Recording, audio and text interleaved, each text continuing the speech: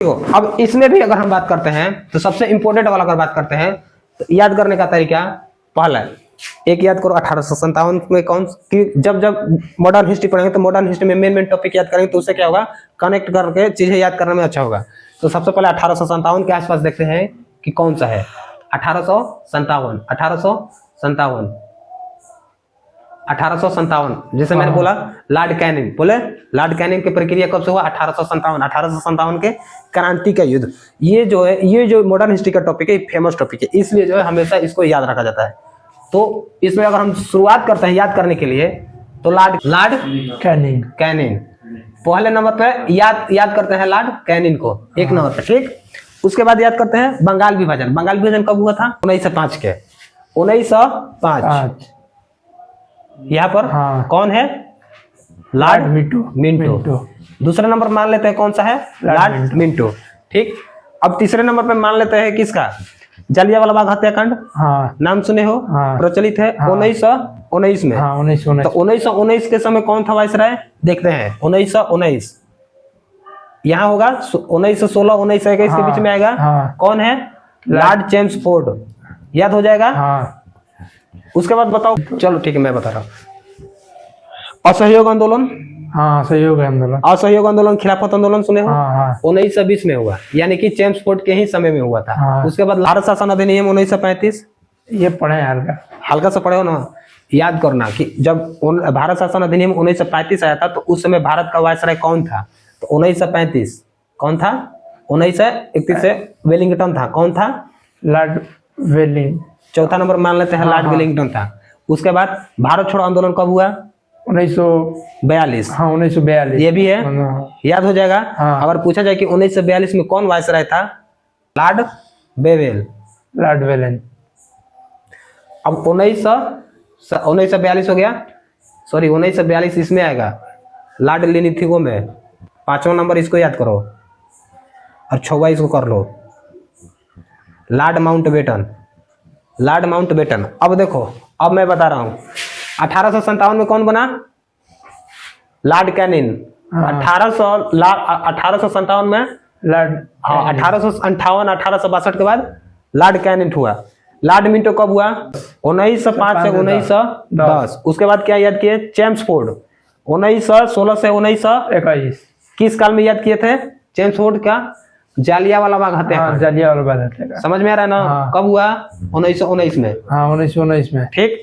उसके बाद क्या याद किया हम लोग चौथा है भारत शासन अधिनियम 1931 से लेकर 36 तक 1931 से 1936। उसके बाद क्या है लॉर्ड लिनिथिगो भारत छोड़ो आंदोलन। जब हम क्वेश्चन इस तरह से आएगा कि जब भारत छोड़ो आंदोलन हुआ तो उस समय भारत का वायसराय कौन था लॉर्ड लिनिथिगो। अगर हम बोलेंगे कि उस ब्रिटिश वायसराय का नाम बताइए जो भारत को आजादी कराने में अपना मदद दिलाया लॉर्ड माउंटबेटन।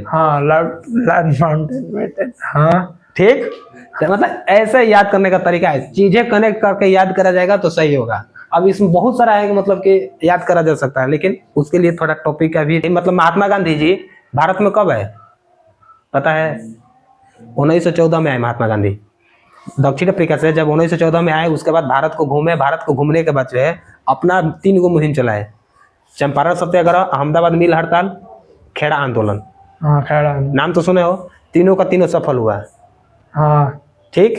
तो अब कहेंगे कि जब महात्मा गांधी जी 1914 में भारत वापस आए तो उस समय भारत का वायसराय कौन था तो याद रखो 1914 में लॉर्ड हार्डिंग था। कौन था लॉर्ड हार्डिंग ठीक है। तो कहने का मतलब ये है हमारा वायसराय का चार्ट ठीक है। आगे क्वेश्चन देखते हैं क्या है कि तीसरे आंग्ल मैसूर युद्ध को रोकने के लिए टीपू सुल्तान ने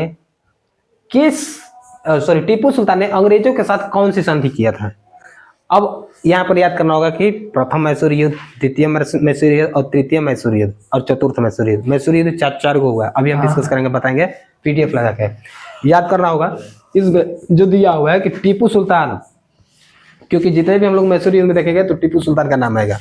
अब टीपू सुल्तान जो है साउथ से बिलोंग करते हैं साउथ की हिस्ट्री में हमें देखने को मिलता है। तो कौन सी संधि जो है अंग्रेजों के साथ की क्या वो मंगलोर की संधि किए थे या फिर श्रीरंगपट्टनम की मैसूर की या फिर बिदनूर की। किसका संधि किए थे? श्रीरंगपट्टनम की संधि। किसका? श्रीरंगपट्टनम। कौन सा था? तृतीय आंग्ल मैसूर युद्ध। ये है हमारा मैसूर युद्ध का पीडीएफ। ठीक, अब मैसूर युद्ध में क्या है, याद रखने वाला बात कि सबसे पहला मैसूर युद्ध कब हुआ? 1764 से 1769। 1767 से 1769 किसके बीच हुआ? हैदर अली और अंग्रेज के बीच। ठीक, हैदराबाद। जिसका मुख्य कारण क्या है? मैसूर की बढ़ती शक्ति, अंग्रेजों घबरा गए और मराठों के साथ मिली भगत हो गया था। अगर कहने का मतलब यह है कि जिसका मुख्य कारण है, मतलब कि ब्रिटिश हमेशा से क्षेत्र पर अधिकार करना चाहता था व्यापार करने के लिए। हाँ। और इसके लिए क्या करता था? भारतीय राजा को आपस में एक साथ रखता था या फिर एक दूसरे के साथ लड़ाता था। यही है, कर्नाटक के युद्ध पढ़ेंगे तो पूरा यही देखेंगे कि कौन सा राजा, कौन सा शासक किसके पक्ष में जा रहा है, कौन सा राजा फ्रांस में गया, कौन सा राजा कर्नाटक में आया। सेम यही कारण है और कुछ नहीं, जिसमें हैदर अली ने अंग्रेजों को घेरकर मजबूत कर दिया। कौन जीता? मैसूर। यानी कि जो प्रथम आंग्ल मैसूर युद्ध हुआ तो कौन जीता? मैसूर जीता, मतलब कि हैदर अली ने जीते। ठीक है, जिसमें मद्रास की संधि हुआ। क्या मैंने बोला? अब प्रथम युद्ध कब हुआ? पहला आंग्ल मैसूर युद्ध कब हुआ? 1767 से 69। किसके साथ हुआ? अंग्रेज और हैदर अली। अंग्रेज और हैदर अली। कौन जीता? मैसूर यानी कि हैदर अली। किस संधि के तहत इसको समाप्त किया गया?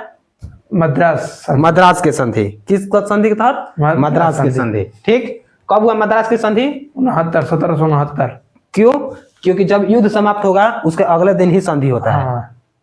ठीक, तो अगर ये याद रहेगा तो ये संधि याद होगा। हाँ। बस ये याद रखना होगा कि पहला मद्रास संधि किसके तहत समाप्त किया गया था। ठीक, ये हुआ हमारा पहला। दूसरा क्या हुआ? 84 के बीच। 1780 से 84 के, यानी कि ठीक अगले साल हुआ उसका प्रथम मैसूर युद्ध के बाद अगले साल। हाँ। क्योंकि वो 79 में खत्म हुआ मद्रास की संधि, 80 में शुरू हुआ, 84 में ये भी किसके चला? अंग्रेज और हैदर अली के बाद किसके? टीपू सुल्तान। हाँ। टीपू सुल्तान। क्या लिखा हुआ है? मुख्य कारण क्या है कि अंग्रेजों ने मद्रास की संधि का पालन नहीं किया। अब अंग्रेजों ने मद्रास की संधि का पालन नहीं किया कहने का मतलब पता है क्या? कि जब हमारा प्रथम आंग्ल मैसूर युद्ध हुआ तो उसमें कंडीशन रखे जाते हैं। हर संधि में कंडीशन रखे जाते हैं, और कंडीशन रखने का मतलब होता है कि कुछ नियम बनता है। हाँ, कुछ नियम बनता है कि नियम को अंग्रेज ने पालन नहीं किया। ठीक, समझ रहे हो? तो जब पालन नहीं किया है तो द्वितीय आंग्ल मैसूर युद्ध हुआ, जिसमें भी मैसूर की जीत मानी गई। हाँ। ठीक, और किस संधि के तहत समाप्त हुआ? मैंगलोर। कब? 1884। 1784। हाँ, 1784। ठीक, तृतीय हो गया, द्वितीय हो गया, तृतीय देख लो एक बार। 10 साल बाद 90 से 92 किसके बीच हुआ? अंग्रेज और टीपू सुल्तान। अगर हम पूछे कि मैसूर से टीपू सुल्तान के पहले लड़ने वाले राजा का नाम क्या था? हैदर अली। ठीक है, उसके बाद क्या हुआ? मुख्य कारण टीपू सुल्तान की बढ़ती, अंग्रेजों ने खतरा लगा। टीपू सुल्तान की शक्ति बढ़ती जा रही थी और अंग्रेजों को जो है खतरा लगा। ये कहानी क्या है? इसको पूरा मद्रास के संधि। हाँ, मद्रास के संधि। दूसरा मैंगलोर की संधि। हाँ, मैंगलोर। तीसरा मद्रास। श्रीरंगपट्टनम। हाँ, श्रीरंगपट्टनम। चलो ठीक, चौथा समझ लेते हैं। चौथा कब हुआ? 1799 में। 1799 में अंग्रेज और टीपू सुल्तान। अब अंग्रेज की तरफ से कौन लड़ा? Lord Wellesley.